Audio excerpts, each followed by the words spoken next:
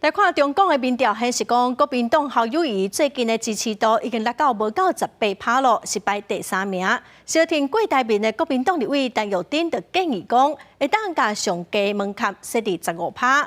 外界认为讲伊是想要逼退侯友宜。侯友宜今仔表示讲，全党团结，才会当跳到愈悬，嘛讲伊有信心哦，落尾一定会使赢。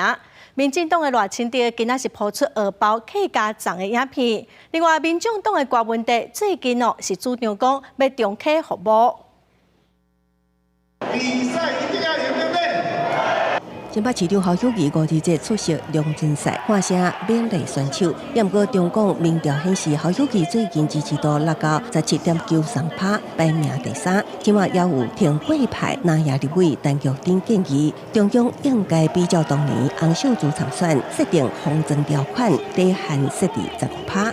78%，那现在很多小鸡可能都会担心啦，所以可能要第一个大家要团结把它送上来，第二个也要设一个时间点跟那个趴数点，如果到15%以下就太低了。放心，我们会团结在一起，会跳得更高，走得更远，最终我们一定会赢，达成我们的目标，大家一起往前走。另外，红海创办人魏大明继续亲召基层，连假更加是安排拜会环南电园首长民代行庭，侯友宜也启动组之前拜会电园管市长甲重要人士互相竞争。那对手民进党总统参选人赖清德也应景发布包粽影片，被纠近甲民众的距离。